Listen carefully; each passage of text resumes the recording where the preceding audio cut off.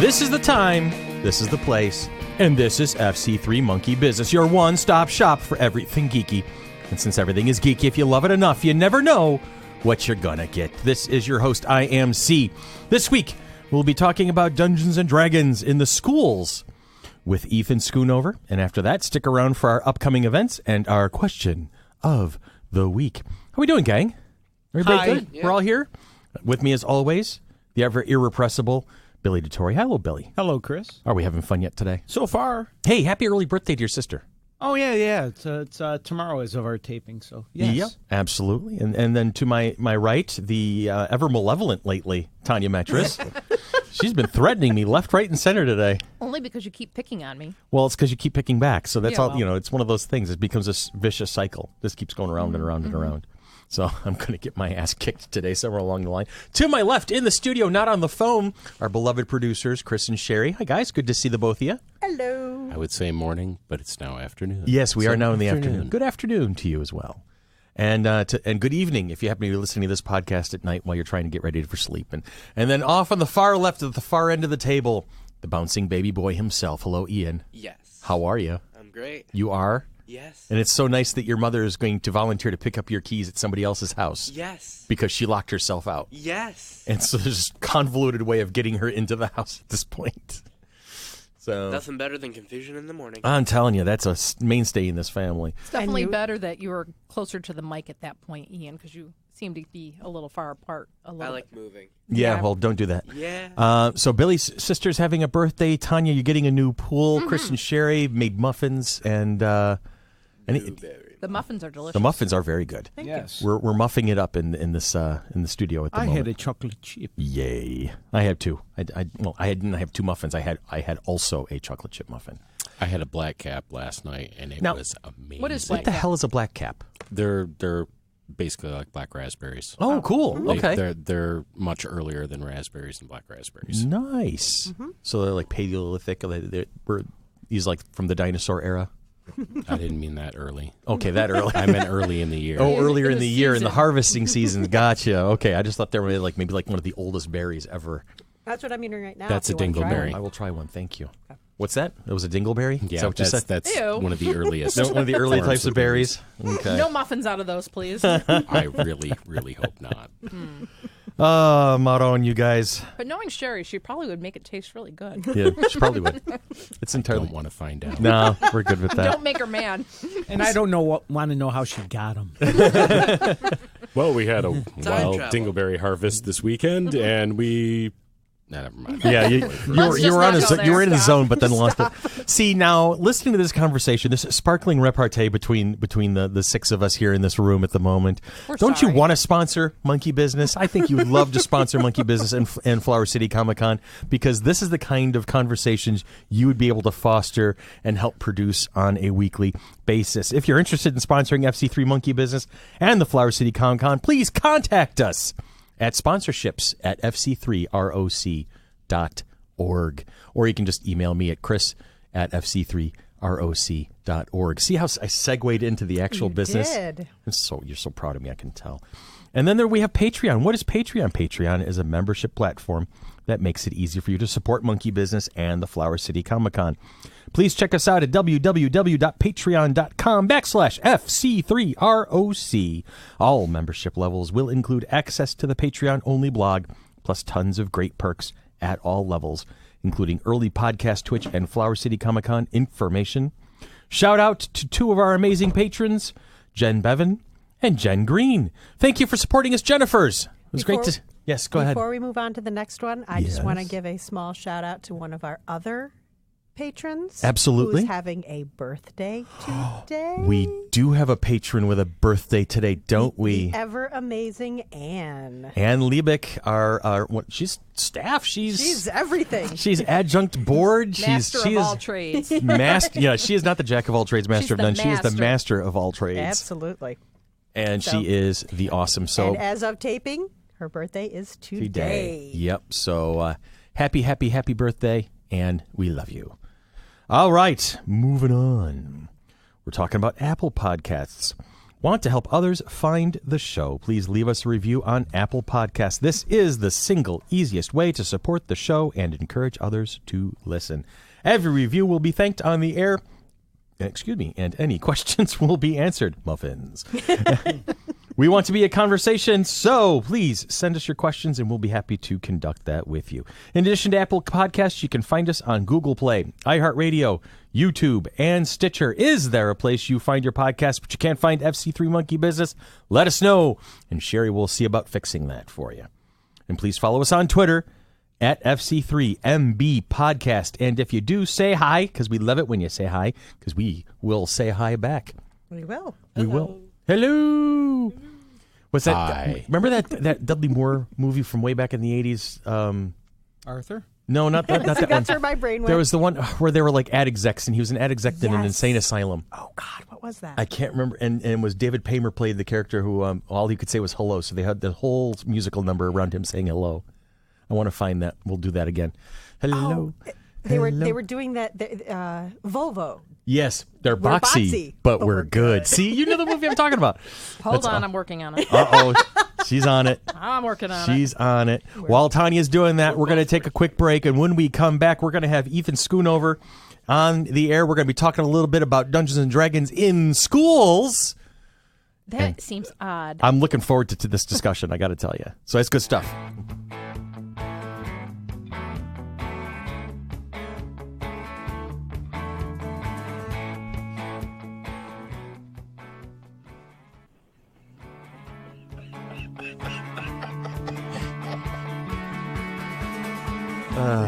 I love it when we can break Chris during the break. All right. I'm going to pass out. Nah, it's all good. Holy crap. Ethan Schoonover is the technical director at the Lake Washington Girls Middle School in Seattle, Washington. He is also dungeon master of a very special after-school club we all wish we could have belonged to, the official D&D club at LWGMS. Begun as a D&D club, it has expanded into a full elective, making him possibly the coolest teacher ever. Ethan, welcome to the show, sir. Hi, Chris. Thank you very much for having me on. Absolutely. I was going to say, did we lose him already? We are trained professionals. Remember, we know how to work a phone. No, I mean, my journey with D&D, and I'm going to ask you about yours, is this fall we'll turn 30. And so I've played every permutation of this game, and I've always wanted to... I've looked forward to it becoming as mainstream as it's become as of late. And now you've managed to take it even a step further, and it's actually like an official on-the-books elective at the school. Is that correct?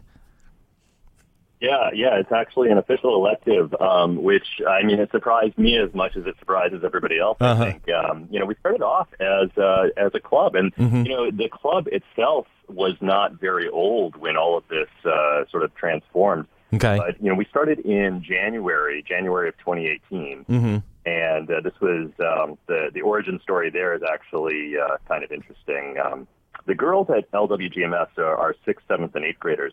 And, this whole new world of Dungeons and Dragons streaming online and Twitch, that doesn't exist for them. For them, D&D is something that their parents have played. Okay. And sadly for them, it's mostly just their dads, historically. Right. And that's, so it's either their dad's nerdy game or they saw Stranger Things. And that's it. That was, for them, that's D&D. Huh. So how does that coalesce? Go ahead. I'm sorry. Go ahead. No. So what happened is one of the girls had seen Stranger Things and came up. We were talking, and she knew that I had played D&D, and she really just kind of latched onto that and decided we need to start a D&D club. And she kept pestering me about this, and I mentioned my interest in doing that, and she just did not let up. And so finally, I just decided we have to make this happen, and we found a time slot, which was Friday nights, which, by the way, if you teach middle schoolers, that's pretty much the worst night of the week to try to do anything with them. At the end of the week, and they're tired, and, their brains are shut down. But it's great. I mean, it's a testament to how engaging D&D is. They were absolutely there and present for it. We had 6 girls initially, and after the success of that, then our dean of teaching came to me and said, hey, maybe we turn this into an elective during the day. That's cool. Now, how do you turn that into a class? Is it something that you discuss tactics and history of the game, or is it just the classwork? You're still playing the game on a regular basis. Yeah, I think it's really important to play the game, and I look at it as a clothesline of engagement. So it's sort of this clothesline that you can hang other things off of. Okay. So the girls are playing the game; they're engaged with the game, but we can hang academics off that. And I'm not pretending to be teaching math or history or anything like that in the class specifically, but we can we can inject these academics into it. So we do play games. We play a game, and I think pretty much without exception, other than a few classes, we played a session every class. Okay. And then on the back of that, we would do things like I would inject some like mathematics and have them do calculations of area, like how big is this chamber given these dimensions, and calculate the volume. At one point, we had a battle with a snake made of mist, and they had to calculate the volume of mist in the chamber itself. So that's we could phenomenal. do things like that. We could do creative writing. I had the girls write backstories for the characters. We did a lot of art. So there's so much more that we could do. Absolutely. Yeah, I would imagine like economics history, and research. Yeah. So, one of the things I'm trying to work on this summer while we have some downtime is really trying to prepare a more intensive curriculum based around D&D. Mm-hmm. May I recommend that the senior thesis be The Tomb of Annihilation? And they all died. Yes. And you graduate. There you go. Congratulations. Tomb of Horrors. And, Come no, on. that's it. Tomb of Horrors. Tomb of Horrors is the master class, and anybody who survives is allowed to graduate. That's how you. If they get Right, past there you that go, last trap that doesn't kill the entire party. There you go. Like you sprung for us. No, Right. Sean did it. Anyway, so tell us about the first campaign that the girls went on. So the first campaign, so this was all me doing homebrew campaign for them. And part of this was I just, I run the technology at the school, and I'm a department of one. We have 110 girls in the school, and we have maybe 20, let's say approximately 25 faculty and staff. And I'm actually the only man in the school. So, wow. But, I have general responsibilities during the day, and so I don't have a ton of time to prepare. So a lot of it was just my homebrew campaign, and the girls start off, and I thought real hard about this. What I actually did something a little unusual, I think, for most players of D&D, and it comes from sort of I guess it was inspired by the way that I got back into role-playing games, which we can talk about later. Absolutely. But I start them off at level 0. Okay. So level 0, they are villagers. They have no class. They choose a race. They roll up some ability scores, and that's really it. That's about all we do in the first kind of like 5 or 10 minutes of the first session. And then after that, we just jump right into the story, and they start figuring out how to role play, figuring out like, okay, when do we roll the dice? What are these dice? What does it mean to do an ability check? What does it mean to do a saving throw? And slowly I start to introduce more complicated concepts. And, eventually we're doing things like, okay, let's talk a little bit about alignment. So the first time they had a battle, we met some kobolds. They rescued this child from the kobolds. And one of the girls, and then they tied up the kobolds. And then one of the girls says, well, I think we should kill the kobolds. And I said, okay, this is a great time for us to talk about alignment. Like, what would your characters do in this case? And let's figure out what your character's alignment is. And they decided after doing that their characters wouldn't actually kill the kobolds. They would keep them captive. Okay. And then it develops from there. And I'm assuming that's when also you started introducing classes so that they could start kind of figuring out what their skill sets are going to be. Well, we actually went through almost an entire sort of initial adventure without any actual class. Oh, that's cool. And I guess, you could say that sort of means they were general, like, fighters. They had some sort of improvised weapons. They had they all had a little bit of a background. Some of them were like a glass blower, or could be, one of them was like a hunter. And so they each had things that they could use as weapons when they were exploring. But, I let them do a little bit of everything. If they want to try to pick a lock, they can do it. They might find a scroll that they could use to get a little bit of taste of magic. But as we went through, it was sort of a classic. There was a little bit of outdoor exploration. There was some dungeon crawling. And then there were some hints at a larger story and a little bit of mystery. And along the way, they adopted this little girl into their party who was an NPC, and that connects up. So that was my Friday night club. Later on, when I had the class start, I actually had the class start in the same world, but in a different village. And they had a different storyline involving the mother of the little girl. And so the two groups, even though they were playing at different times of the day and different times of the week, their stories started to converge, and they started to once they figured that out, they would not stop talking with each other.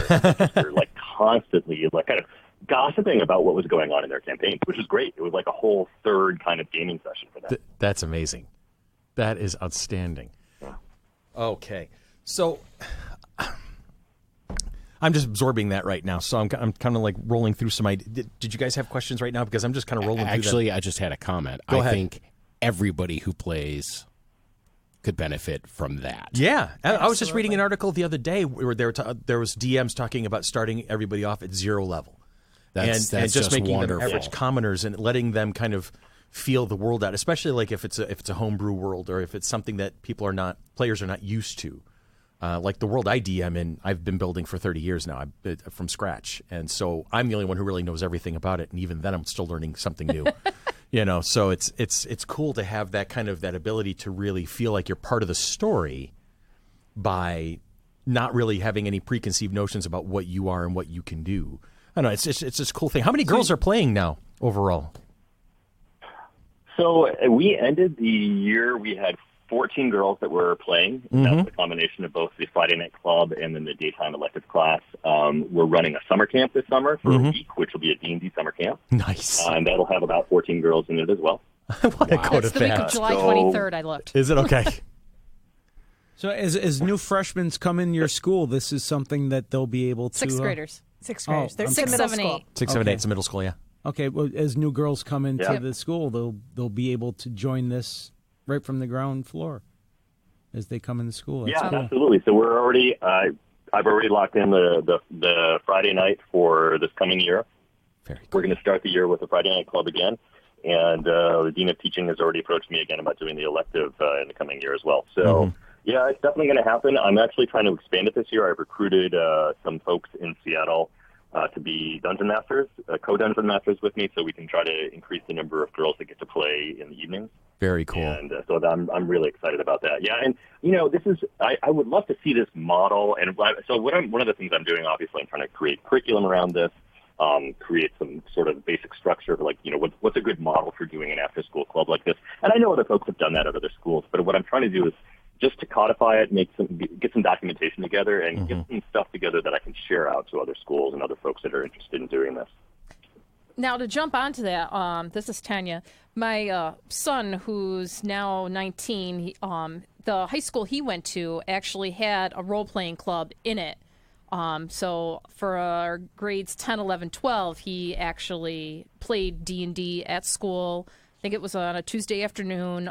It was his forensic science teacher that was like the main DM or the person that was interested in it. And they had, I think, about 20 or 25 students rotating in through the high school. And it was other teens that were also DMing and things like that. So I think that's just like really cool. So it's out in other districts too. Yeah. So that's actually, you bring up a really good point, Tanya, which is the idea of other students becoming dungeon masters. And that is something that I'm definitely keen to try. I didn't do it last year because I wanted all the girls, I wanted to kind of control the experience a little bit. So these are all, so just to give a little bit of background. So I grew up in the 70s and 80s in rural Wisconsin, and which was sort of the birthplace of D&D. Right. And, fantasy literature back then, Dungeons and Dragons back then, that was really created. It was created for people like me, right? I was like a white boy in the Midwest, and fantasy literature and fantasy games were really accessible to me. And so I look at it now and I think, well, this is really something that I'm trying to, open that gateway up to these girls so that they have a sense of ownership of that game. They have a sense of ownership of Dungeons and Dragons. And so to that end, I wanted to make sure that their first experiences were kind of controlled and really positive experiences. And that they all felt really welcome and came away with that sense of ownership. And that was one of the reasons why I started the after-school club, because I could tell that this, a couple students had such interest, and I was talking it up so much that I felt like they might go out and go to a friendly local game store, and I didn't know what kind of experience they would have. Maybe it would be a great experience. Maybe it would be an awkward experience. And I didn't want them to come away from that awkward experience and think, that's not for me. Yeah. This is Billy, and I'm going to deviate from Dungeons and Dragons for just a second, because you said you grew up in the 70s and 80s, and I did too. Everyone else here is a little bit younger than me. And your job, are you like the Mrs. Garrett in Facts of Life? That's a good question. I don't know. I've been called the dad of LWGMS by some of the students. I've been and I joke that I kind of run the Stranger Things curriculum at LW too, because I do things like I run. You're like the one man in an all-girls school, and all I could think are like Blair and Tootie and Natalie and Joe in this girls' school, and then there's you, the dean. Could you imagine if they were like they had a very special episode of Facts of Life where they were all learning how to play Dungeons and Dragons from Gary Gygax? That would have been. I think that would have been just amazing. It would have been mind blowing, and I sorry, go ahead, Tanya. No, I was just saying, I'm like, I didn't know what D&D was until like 1992. And I mean, right, I'm a child of the 70s and the 80s also, and I was just so sheltered that I had no clue what it was until I met my boyfriend at the time who was playing D&D, and I'm like, what's that? And he goes, oh, it's blah, blah, blah, blah. And I'm like, ooh. I'm like, because I'm an avid reader and things like that, and I like the fantasy, I like the Star Wars and things like that, but I'm one of the only 3 females that are at the table, and I'm jumping back into DMing tomorrow. Well, that's the mystique, isn't it? I mean, we all grew up in the gaming groups, and Ethan, I'm probably sure you can agree that a girl gamer was like one of those rare mythological creatures. It was like right up there with the Terrorist. You never saw one. Oh my God! And but dice get thrown across the room. Never was for me. But that was your experience. But your experience is not common to everybody else's. I know. It's just I never really was able to wrap my mind around it. I mean, I started playing in middle school. But I didn't start playing regularly until my senior year of high school, and I was one of 4 women at the table. We had half of us were girls, so when people say, "Oh, girls don't play," I'm like, really? See, no, but I was at least blessed. The people I played with, whenever we did have a girl at the table, or girls plural, which did actually start happening, we were very cool with it. We weren't one of those groups that were like, "Oh no, girls don't play this game." We were able to say, "Okay, cool, girls at the table, great, that's great." That brings a whole different dimension to it. Now, Ethan, as a DM of an all-girl group. Do these girls understand that they're kind of getting into a culture that has almost a level of gatekeeping to it in still some circles? Almost. Well, no, there's a lot of them that's very accepting. And, I wasn't sure. Yeah, I wasn't sure if they would have a sense of this as sort of like just a game, like a board game, and that there was no kind of historical gender bias in it at all. But they definitely, like, I did a couple of recordings with them recently where I did some kind of Q&A, and I asked them, what do you think about this, and how do you feel about I post on Twitter about them, and I asked them, how do you guys feel? We talk about it. And I said, well, how do you feel about, the support from the community? And their response was very much that they felt like it was really important to be vocal about them as a group playing, because they wanted to encourage other girls to play D&D because they knew that it was historically viewed as a boys' game. Mm-hmm. Awesome. That's great. That's good. And it can be empowering, too. You get to be the hero. And the girls learn that, to problem solve and to work together as a team and to be the hero and to take that charge and the initiative and be the leader. It's a lot of social interaction. It is. It's a huge amount of social interaction. To, conflict resolution, social justice. Mm-hmm. That's just awesome. It opens a huge door. And actually, Tanya, I wanted to just build on that. You said conflict resolution, and of course, you can do conflict resolution in the game, right? Mm-hmm. So you're resolving conflicts with NPCs or monsters, and you can there's also conflict resolution for us at the table. So, and I think we've all had that experience as well at a table where you have to kind of somebody gets cranky about something, right? And you have to deal with it. And that part of the game for us has been great because I've been able to kind of say, okay, like, let's press pause for a moment. Let's talk a little bit about, I can sense, there's some people that are unhappy right now, and let's deal with that. Let's talk about it and talk through it. Right. And that kind of social and emotional growth that occurs at the table is a huge benefit of the game, and it's been really positive for the groups of girls. I've seen some great, fast friendships develop at the table between girls who didn't even know each other, between grades, which is really unusual. Let the girls know there is still crying at the table at the age of 46. See, that's something I wanted to ask We've about. We've all been there. I'm thrilled you got talking about that because that was something I was going to ask about. Yeah, no, that's awesome stuff. Now, how does the story start? I want to switch gears real quick. How does the story start for you? You're a child of the 70s and 80s, much like I am. I think we're pretty much the same age, you and I. And so how does the story start for you? You were born and raised in the heartland of D&D.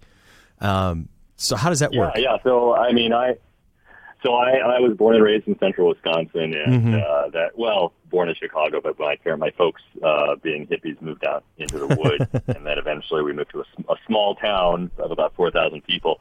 And, that was such a, it was a time when you could be bored. And I think that I don't want to say that that's missing today, but it's a lot easier to be distracted by social media, by video games and what have you. And I grew up with computers. I grew up with books, and it was a different time where there was a lot of time just sort of sitting around reading the Monster Manual, the Dungeon Master's Guide. I was a nerd. And let me tell you, being a nerd back in the late 70s, early 80s in rural Wisconsin, you really had to work at it. I was in the Doctor Who. You had to put some effort into it. I was in the Doctor Who fan club in rural Wisconsin, which was 20 people. Yeah. Right. And we distributed flyers. We were like a cult, kind of. But that was. He's one of you. That was what it was like back then. And so, to take and to sit around and to read the Dungeon Master's Guide and to draw a map and to develop campaigns that never got played. I've heard that described as lonely fun. And yet it's, to me, that's kind of a core part of the game, to kind of sit and to just read through the books and to experience it as an individual, not always necessarily in a group. To this day, and there was, a handful of us that played. Yeah. To this day, I roll up characters for fun. No, this is Sherry. To this day, I roll up characters for fun. Yeah, it's weird.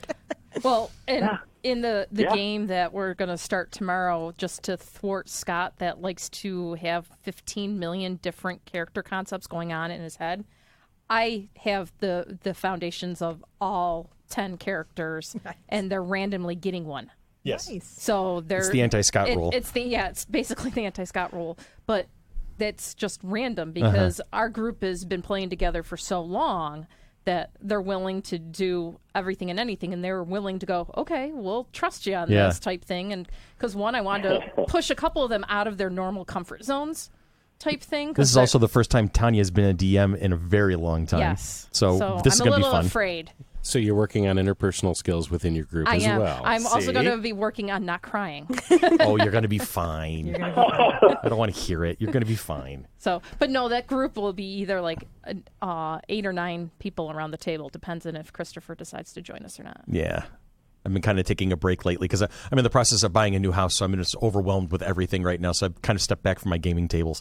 But it's good for you. Yes, you need to come back. I need a break. Okay, so let Ethan get back to his. I was working on that. Yes, I know. I'm working on it. Yeah, sure. I got one off-topic question real quick because you mentioned the Doctor Who Society. So who was your first Doctor? I don't know if he was my first Doctor, but for me, the Doctor is Tom Baker. See, there you go. Yeah, okay, that's who I saw first. And by the way, when he said that before, when I think about Doctor Who, that's who pops to mind. Probably it was John Pertwee, Tom Baker, Peter Davidson. Right. That was my really Tom Baker and Peter Davidson. That's my jam. And everybody talks about favorite TV shows. It's been that since I was 8. So I'm right there with you. As soon as he said that, I said part of the ship, part of the crew. There it is. Yeah. That's it exactly. You're definitely part of the family at this point, Ethan. And now you have. Sorry, we're keeping you. You've had an opportunity to meet the current leadership at this point. You've had an interaction with Jeremy Crawford, and I believe Kate Welch as well came out. Oh yeah. No, it's been amazing. I mean, listen, thank you. First of all, the D&D community is always, pretty welcoming community with some exceptions, but overall very welcoming, and it's just been great. We've gotten a lot of support. People have donated. Mike Shea / Sly Flourish, who wrote a couple of very popular RPG books, he donated a bunch of money to us early on. Oh wow! We were able to buy books. And it's been fabulous because otherwise, we really were kind of running with nothing. It was a pretty lean operation. And so I reached out. I occasionally would see that some of the Wizards of the Coast people would favorite something on Twitter, and I just randomly was like, hey, you guys should come by. We're real close.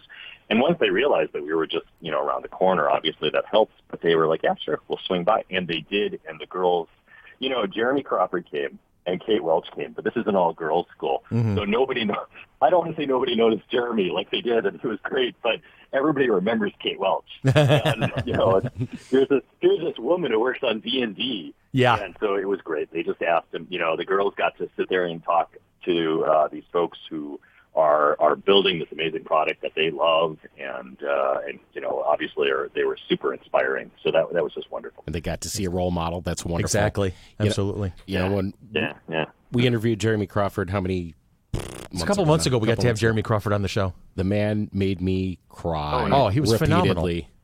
Because you can tell the people I can respect the most are the people who are deeply involved, in what they do for the love of it.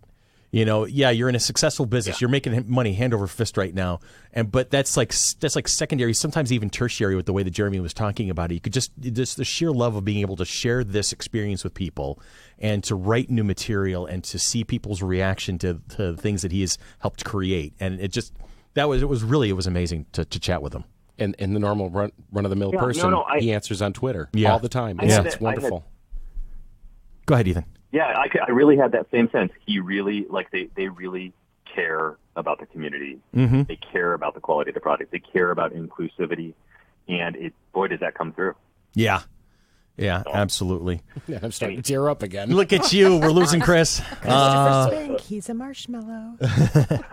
Now, well, listen, let me just tell you, let me wrap up my story real quick, though. Absolutely. Want to hear it. I actually just mentioned, after leaving Wisconsin, and so I went off to college and I played a little bit in college, but my role play, I actually moved abroad for about 12 years and I didn't play at all. Oh wow, okay, that's a drought. I really missed it. Yeah, sorry, you were saying? No, I'm just saying that's devastating. That's devastating to be that far away from the table. I get upset when I don't play for a week. She does. It's crazy.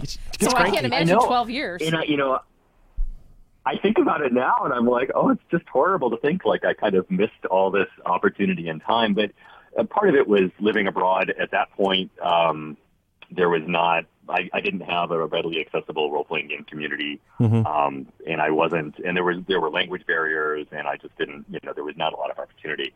But coming back to the States is when I sort of, after it was, I guess, in the 4.0 era, and I was not into that version for that much, so I just didn't pick up playing that. But what got me back in was a buddy of mine, Trevor Bramble. He introduced me to playing DCC RPG, which is where I picked up the whole Level Zero thing, which is sort of an old school, D&D-esque game. And then from there, branched off and started to pick up D&D again with version 5, which I love. I think 5e is great. Yeah, I've really been enjoying 5. I skipped over 4. I remember getting the player's handbook for completeness sake of my collection and reading through it, opening it up a couple times and closing it almost immediately because, if I want to play an MMO, I'll just crank up World of Warcraft, and that was kind of my whole opinion of 4. We didn't play for just over 20 years. Yeah, I know. It was a big drought for you. Yeah, and when 5e came out, it was like playing the original again. The vibe was there in the book. Yeah, the vibe was definitely in the book. It was amazing. And now we got the kid doing it, and we've gotten in a couple really big groups. It's our been 19-year-old daughter loves to play.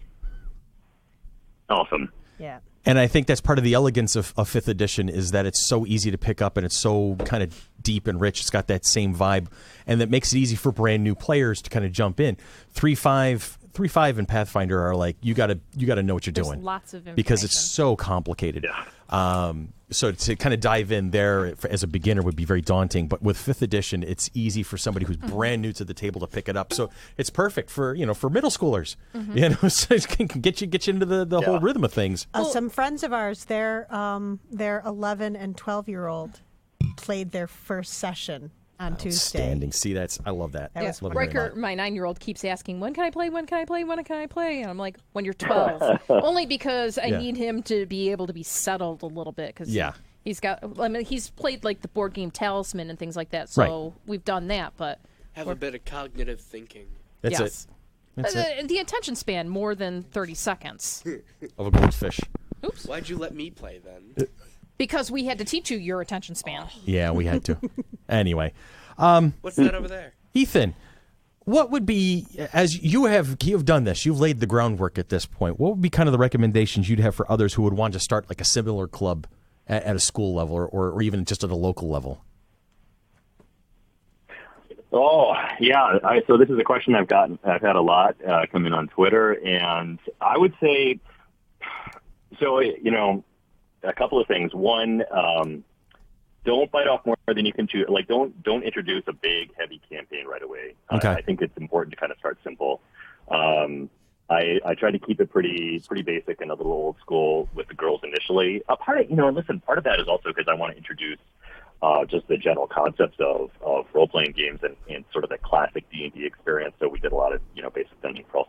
But I love the idea of starting simple and removing stuff from the game. Mm-hmm. And I know that seems anathema to a lot of folks because the rules are the rules. And I'm not changing the rules, but I think you should feel free to not play with certain rules or not introduce certain concepts right away. Keep it simple, keep it kind of stripped down and streamlined if it's a newer group. Obviously, if you're playing with experienced players, it's a different story. Number two, I would say don't expect to be playing if it's like middle schoolers. You're not going to be playing you could play for 3 hours, but things are going to break down. We play generally for 2-hour sessions with a couple of breaks, a couple of 5-minute breaks. And that's about, especially for us on a Friday night, let me tell you, that's about it. Yeah. My elective class, by the way, I'm playing during the day. We have 1-hour sessions, and that happens twice a week. So we do 2 hours, but it's broken out into two. That's total time. Each time is just 1 hour. I would love to have more time with the girls for that, but on the other hand, attention spans are a real thing. You're really bringing up a real subject, and I think it works out pretty well to keep it tight, keep it short. So keep it short, keep the, rules light, fun heavy. And, one of the things I do, and I recommend this as well, is I keep a list of all the players' names in front of me with their character name, and I check off during the session every time somebody gets a chance to do something kind of heroic or epic or fun or crazy, so that everybody gets a chance to do something crazy during the, or fun or I call it a moment to shine. So I want everybody to have a moment to shine during the session. Brilliant. And it's really easy. Yeah, it's really easy with kids that are quiet, and this is true for adults as well, right? But it's easy to let players they tend to like lean back a little bit more. It's easy to let them lean back and to just let the vocal players engage. And especially with kids, I think it's important to try to draw out those quieter players. If you're an adult and you're feeling quiet and that's your comfort space, fine. But with the middle schoolers that I play with, I've seen girls who didn't utter a word for the first couple sessions. Now they're not only are they some of the most engaged and active, I've seen them migrate from talking about their character in the third person to now talking about their character in the first person. Oh, see, there you go. Role playing. Now they're feeling it. Amazing. Now they're investing themselves into it. That's outstanding. Now, are you finding that are the girls like they're starting when it comes to creative writing? Are they starting to write little vignettes about their characters and interacting with each other? Yeah, so I actually I commissioned an artwork for the girls in my Friday night club, and an amazing, beautiful piece I posted on Twitter a couple of times by Kayla Klein, who is currently she plays D&D online, and she's an amazing illustrator. And so to help her along, I asked for backstories from all my players, and a couple of the girls I got about a paragraph up. But then, a couple of the players wrote pages and pages of that story, like almost like little novellas. So, that's been amazing to see, and just the arts that they've started to do, and they're playing in the summer. Like I know at least I have probably 6 girls I know of right now who are they've managed to put together little games during the summer, either with their family or with their friends or with other girls from school. Very cool. Oh, that's just so cool. And that's, it's for me, I've talked about this on several occasions. And like, we implied earlier, we did have Jeremy Crawford, and we did an interview with him a couple months ago. So we got a chance to talk to him about it. It's, 30 years ago plus, when we were all first getting into this game, we were, you're kind of hiding almost a little bit, in the back room. Don't hopefully the people who are cool don't notice us, because then they'll pick on us, and we're playing this game in secret. And now we're mainstream. So it's just an amazing thing. It's an amazing time to be a gamer. Yeah. It is the age of the geek. It is the age. The geek shall inherit the earth, and that's all I got to say at that point. There's something that Ethan just did on his Twitter that I'd love for you to talk about. Okay. About the book recommendations you were asking for. Yes, that was. So let me give you some background on that. So this is actually in preparation for the summer camp. I've been considering, sort of assigning some, I don't want to call it homework, but, a little bit of preparatory work for the girls that are going to be part of the summer camp. And even for the girls that are going to be coming into my club and the elective classes coming year, I want to have some sort of a primer on what I this is not my term, but, what Fantasyland in Dungeons & Dragons is. In other words, like sort of what the stock medieval fantasy setting is in D&D. And, you can play Planescape and Dark Sun, and you can play all these different settings, but the stock setting, and I don't just mean like Forgotten Realms, I mean like the generic setting of D&D and those general concepts and that Tolkien-esque experience of fantasy. A lot of the girls just they've never seen I was shocked actually at how many girls had never read or seen any of the Hobbit content or Tolkien content or Lord of the Rings. Yeah, I was actually genuine. I kind of expected everybody to have been exposed to that in some way, but no.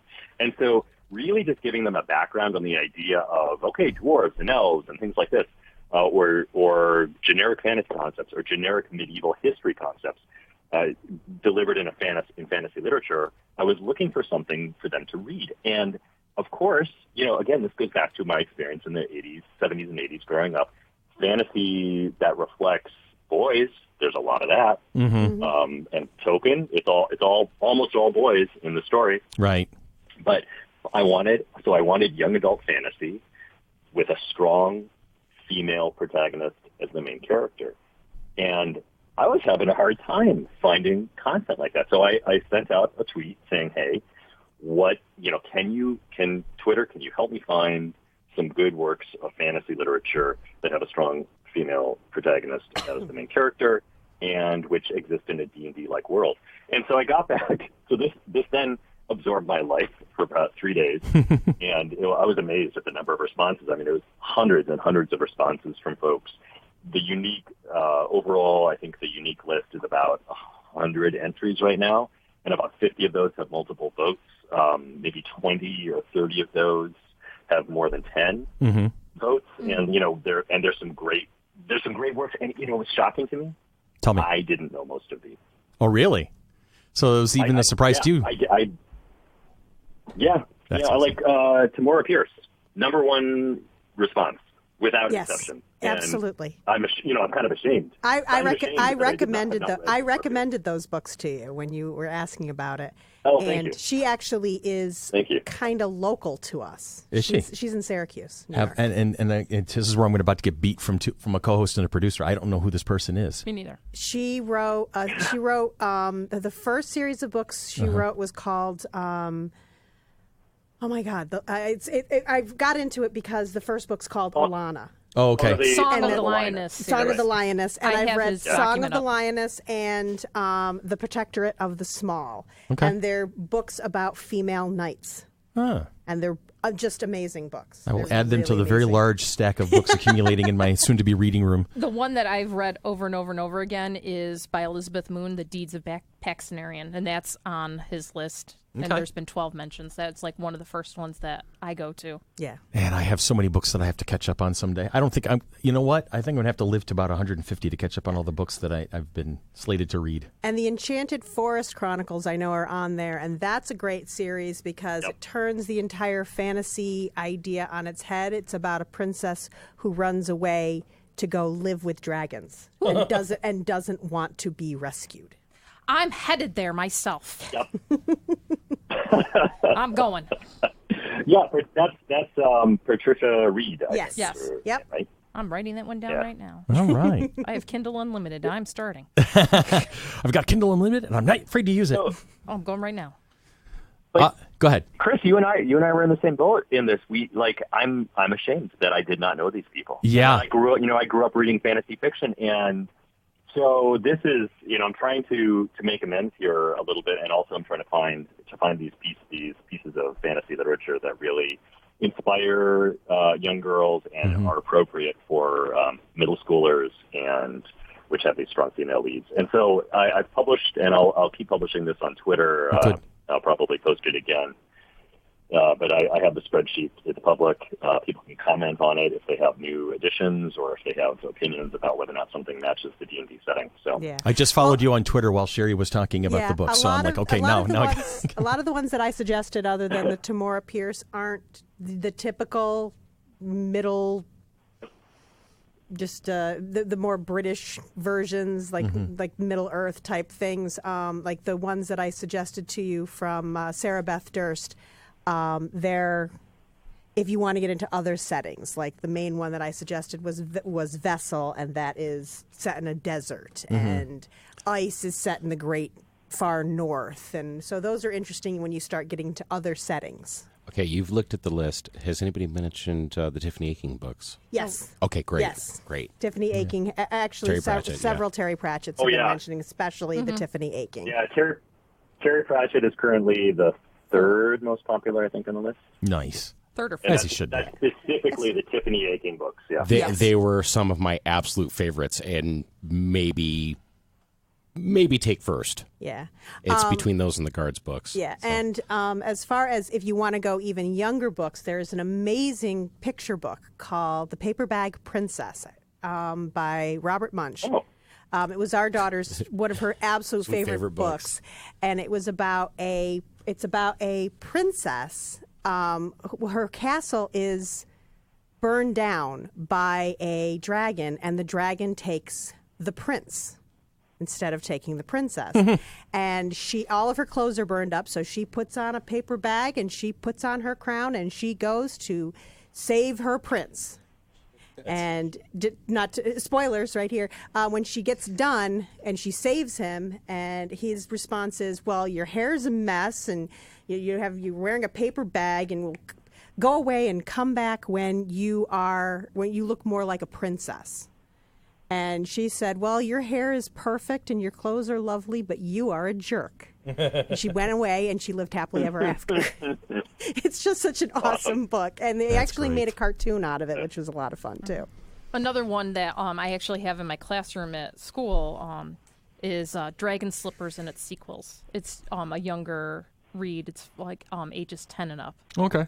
But, so it's appropriate for me, is what you're saying. Yes, it's Jessica Day George, and I see it's on your list, and I'm like, oh, wait, what is that one? And I'm like, sure enough, I just pulled up the book, and I'm like, yep, that's the ones that I have currently in my classroom. And I teach high school, but I teach math. So one gamer to another, and because I got the fellow teacher over here who's going to go on a whole educational tangent. But one gamer to another, real quick. I have to ask the basic question: your favorite character you ever played? Oh, gee, that's a great question. Probably a ranger. For me, like in the 80s, like I always played a ranger, and I don't know why that is. Actually, stop looking at me. I do know why that is. And this is actually related to the whole world of D&D today and streaming. I feel like a lot of the settings, and we see this with the recent Waterdeep release, but a lot of the D&D that I see played online on Twitch, or that the recent setting releases, I have a very urban feel to them, urban fantasy feel to them. Yeah. And I grew up in rural Wisconsin, and so you look at a lot of the early D&D settings, and it was very much like kind of a rural, kind of tromping through the woods setting. And so for me, like if you were going to play D&D, or you wanted to imagine yourself in D&D, Ranger was a real natural fit. Mm-hmm. Absolutely. And that's what I've done with most of my adult life, was become a ranger. Yep. Chris actually is a ranger in real life, and he's even got the animal companion. Big fat red dog. Big fat red dog. That should be a question of the day. It's a great question. It is a great question. I mean, and your favorite, what was did you do a lot of homebrew, or did you do modules, or a mix of both? Me? Oh, it was all modules growing up. For sure, all modules, which is, I shouldn't say all modules. Like, I guess when I was playing in college, it was homebrew. Then I was like, okay, I am writing my own settings, which I think was probably just a way to avoid writing term papers. It's not the worst motivation. No. And now, of course, I really prefer doing homebrew, and or using very loose, module content, pulling bits and pieces out, and then rereading it. But no, I love to do homebrew stuff now. Okay, so if you did early modules, let me throw out a few names and you tell me if you've played them. Temple of Elemental Evil. Nope, have not played. Me neither. I have. It's a I know you wonderful have one. on several occasions, Tanya, it's but nasty. I've never played it. I've heard about it. We've skipped a lot of the elemental levels. Uh-huh. Yeah. What were some of the other ones I did? White Plume Mountain, What? the Giant series, the Underdark. Against the Giants, you'll have to talk to my husband about how we forayed against the Giants. There you go. The thing is, I've never ever played a module. I can save you some time. I can save you some time on the early module list because growing up, I mean, my parents are both teachers, so we were pretty poor, which is, the state of education of the United States. And that's really sad. Yeah. It's right. I mean, I had a very happy childhood, but, I just not had a lot of money to spend. And so I didn't buy a ton of modules, and we would just play the heck out of the modules that I did have, which was like, I had one of the Slavers modules. I had Castle Amber, which I loved and played a ton of that. Been in that and one. then also, of course, Keep on the Borderlands. Oh, that's the classic. That's it. That's the one they're starting tomorrow. Yeah, Tanya got a copy of the 5th edition version of it. She's going to be playing. No, my husband had it. Oh, well, it's a huge book. You see, you got to understand. Tanya's husband, Randy. I've got a huge book. Yeah, and I find like the first 100 some odd pages are just the original modules again. Mm-hmm. Yeah. Tanya's husband, Randy, has one of the more entertaining illnesses ever. He has an eBay addiction, and he's been a gamer for longer than you and I have. So his entire basement is just nothing but bookshelves of D&D books, multiple versions of them, all editions, and then every other role-playing game out there. He's got the full functional library.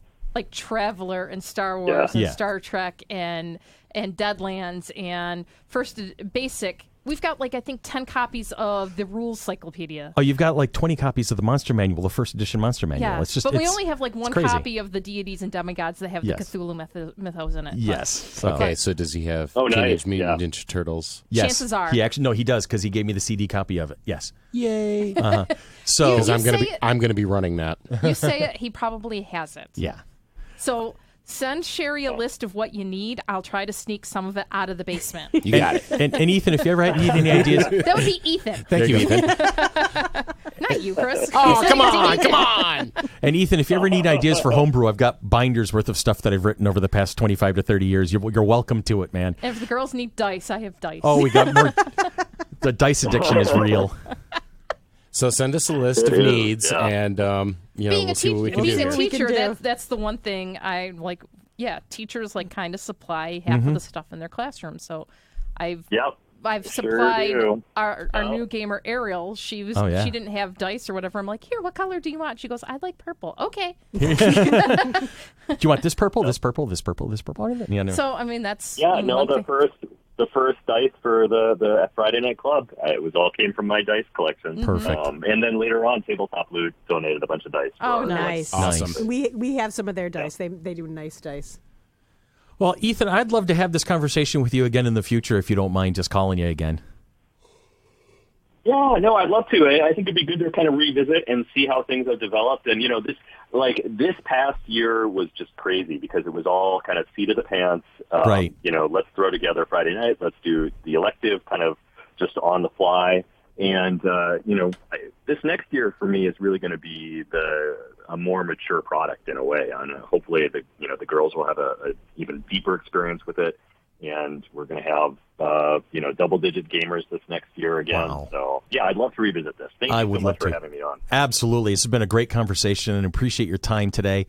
And I'm looking forward to hearing of the girls' adventures and what they're up to.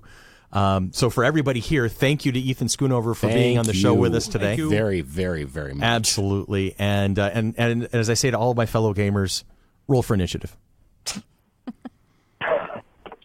All right, we're going to take a quick break. When we come back, we're going to do upcoming events, and our question of the week. Just going to go to break with some appropriate music here. Beautiful. No. You take the bad, you take the fun, and there you have the facts of life. The facts of life. There's a time That's going to earworm into Ethan's head, I'm sorry to say. the facts of life. Goodbye.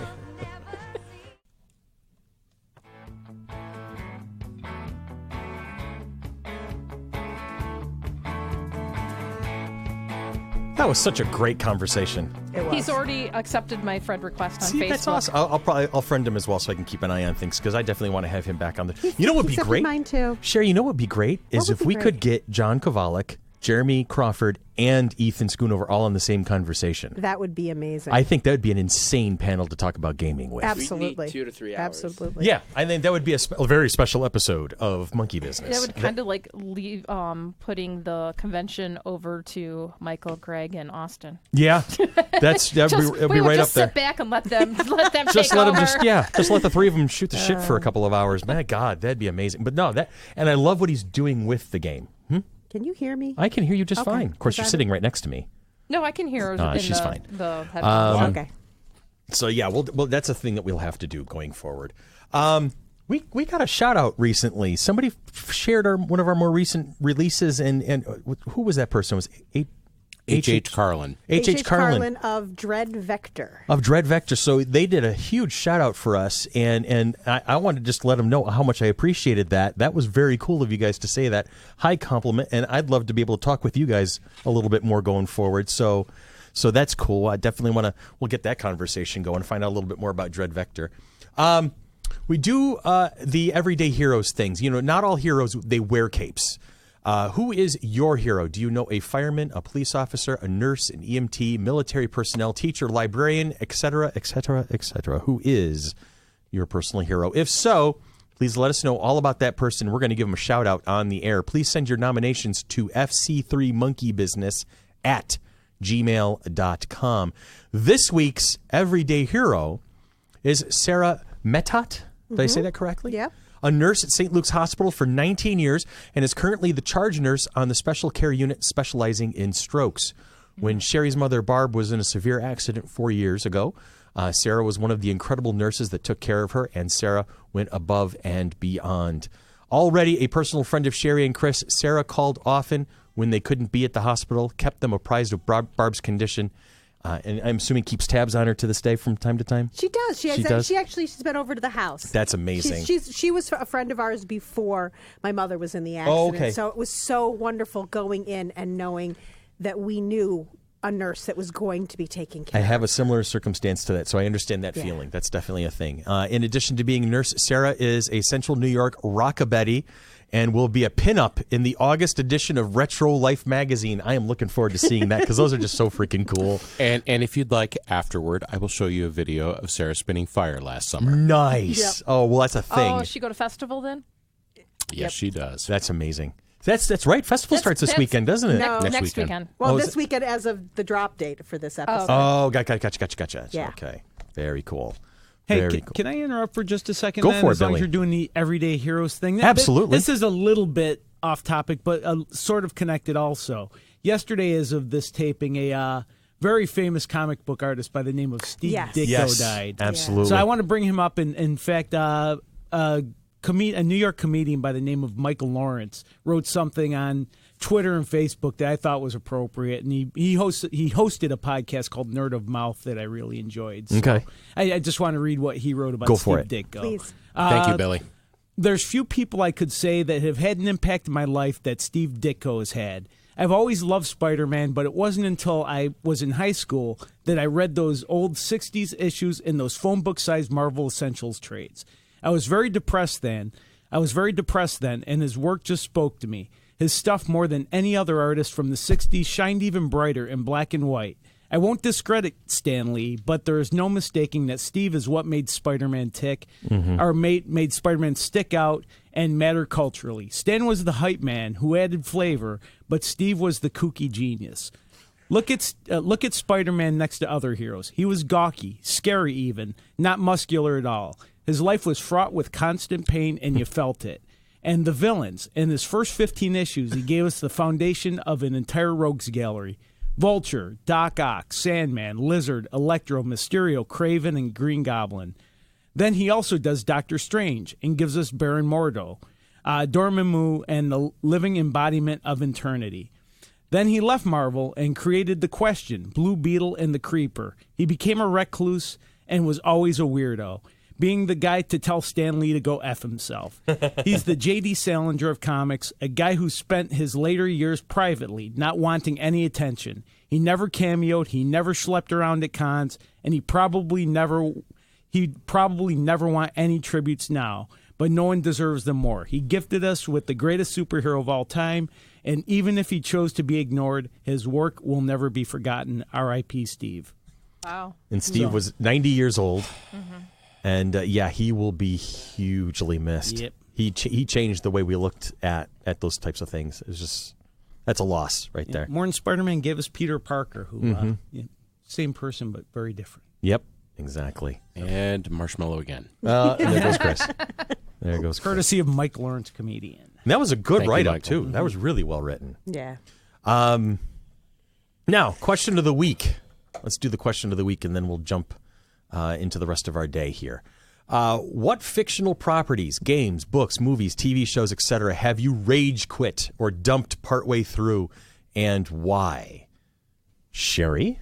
Oh, I'm going first? Yes, you're going to go first today. Well, I'm an avid reader. Mm-hmm. I'm an avid fantasy reader. Mm-hmm. And I don't know if it was a rage quit, but I just couldn't do it anymore. It was the Dresden books, the Harry Dresden books. The books or the TV show? I love the TV show, but the books. Okay. It's just every book, the bad guys got bigger and bigger and bigger, and the way it was taken care of was he just all of a sudden had these new powers every time he turned. And I'm like, no, this is just... You were taking it the wrong way. He was leveling up. Yeah. That's it? No, it really was so... I just couldn't do it anymore. I got to about... I think I got through the 5th book. Mm-hmm. And then I'm just, nope, can't do it anymore. Yeah. And Ding, level up. and there is a series by a woman named L.K. Hamilton, who... Lauren K. Hamilton. Laurel K. Hamilton. Laurel, yeah. Yeah, she wrote supernatural books, and the first couple of books are the main character is strong female character. She's a necromancer, and she's solving. She's also a private investigator. She's solving all these mysteries, and then the author got a divorce, and I don't know if she stopped having sex. She started having more sex. I don't know, but the books became all about sex. Oh, goody. And I'm like, I wasn't reading it for smut. So Book sex. yeah. So when the storyline started suffering because there was too much sex, I stopped reading. Well, that sounds like a problem. Hey, Billy, how about you? What fictional properties have you rage quit and why? I was thinking about this, and not necessarily rage quit, but more financially quit. It's modern comic books, current comic books. You needed to collect everything to get a story now. It is tough. And I is really can't. tough. I don't want to. So I've had to stop it all. I don't want to collect every issue of The Flash so I can follow Batman's adventures. Exactly. So I just... It's crossover disease. We were Yes, talking about that at a comic book shop recently. It's called crossover disease crossovers and everything's an event. now. Yeah. And I just want stories. Mm-hmm. Pretend, Stan Lee, I think it used to say, pretend when you're writing comics, pretend every comic is someone's first comic. Right. So I like self-contained stories. I'm with you on that one. Tanya, how about you? I can honestly say right now I have not rage quit or dumped anything in regards to books, games, movies, TV shows, that Really? type of thing. You never just said enough is of this. I'm done. No. I can honestly... I usually try to give something a chance, and I might put it on hold for a little while, but I eventually go back to it. Mm-hmm. But it's not something that I could see that I've dumped anything that I can like think about or identify right now. Something might come to me later, but nothing that I can think of. Christopher? Politicians. Okay, I'm with you on that one. Okay, there we go. Nazis. Yeah.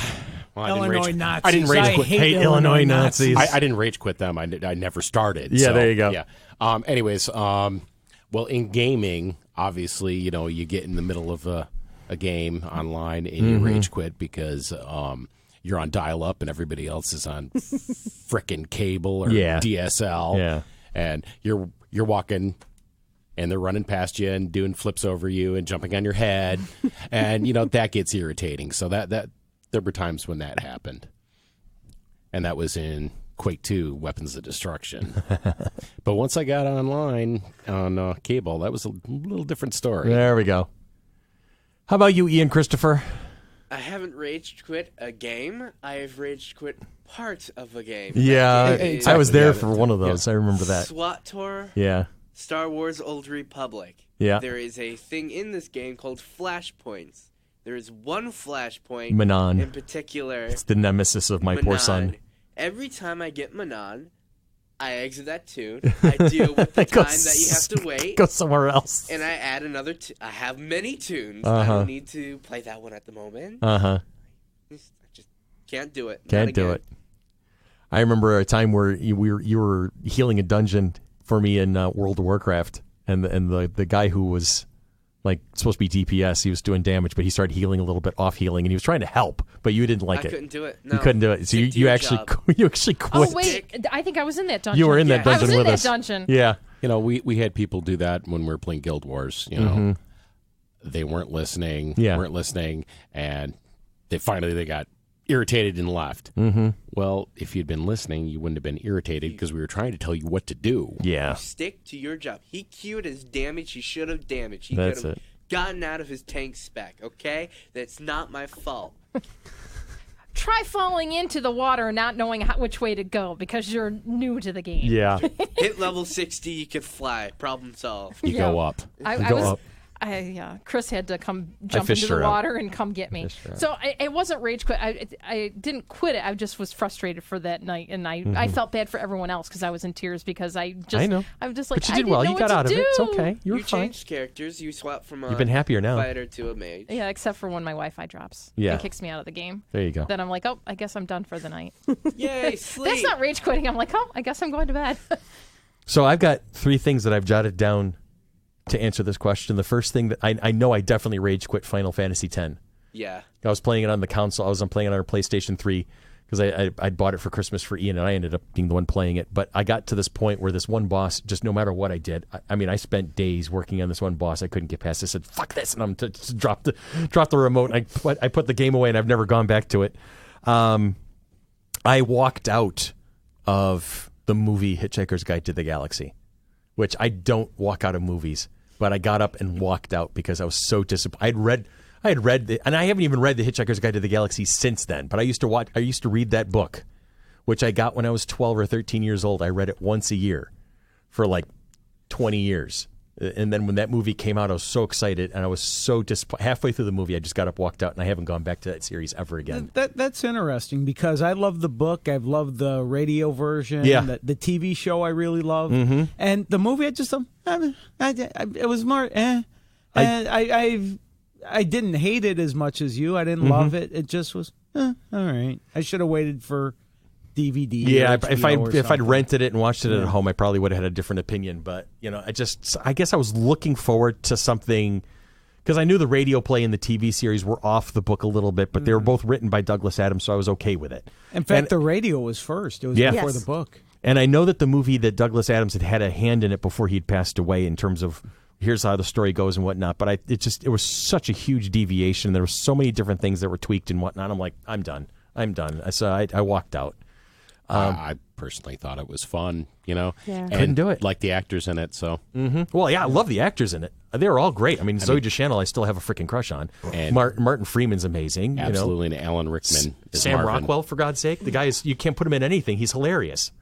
That whole thing with Zaphod and the way they did the 2 heads, Yeah. I thought was so different. Didn't like it. I didn't love it, Yeah. but I thought it was different. Well, was definitely interesting. different. It was definitely interesting, but I didn't I was like like, that was an interesting take on it. So but now that I've said that, Sherry's mentally putting that on her next Not a Book Club list. I've never Reasons seen why it, Chris so is wrong. therefore, Yeah. Haven't Well, she read was the saying the book, other day we need to start debating again because the two of us we agree too much lately. The third thing I have rage quit and given up on is Supernatural. I'm done with it. After they killed off Charlie, it took a nosedive in my opinion, and then just those recent. I haven't actually watched it in almost a by year the way, and a half. spoilers. I'm only halfway through season 12. I didn't rage quit it, but I lost a lot of I I've really lost a lot of lost this a lot of recent momentum on season. it. I've seen the Scooby-Doo, Super Scooby I Natural haven't one. seen that because I won't watch it until I can get to it. Yeah, I But- didn't know Charlie died. so- Spoilers. Sam I'm and sorry. Dean I thought you did. No. Are you Okay. not there? No. No. I am much further behind because there are things that need to be done. Yeah. And I'm the one who does them. Yep. So. Never mind. She's fine. Everything's okay. You'll see Felicia Day in a lot of things. Oh, yeah. Well, I will, just a guild. regardless. Just not Supernatural. The Legend of Neil. Actually, I thought, oh God, God no. The new Mystery Science Theater 3000. There you That go. is Felicia Day for me, is Oh my The Legend God. of Neil. Have you seen The Legend of Neil? No, I haven't. Do not show it to your child. Okay. But I recommend you look at He and I have gone to see Deadpool together. No. This is beyond that? Legend of Neil was one of the very first web shows, web series, and it was actually where Felicia Day got the idea for the guild, Okay. because the person who created it was Sandeep Parikh, who's in the guild. Yeah.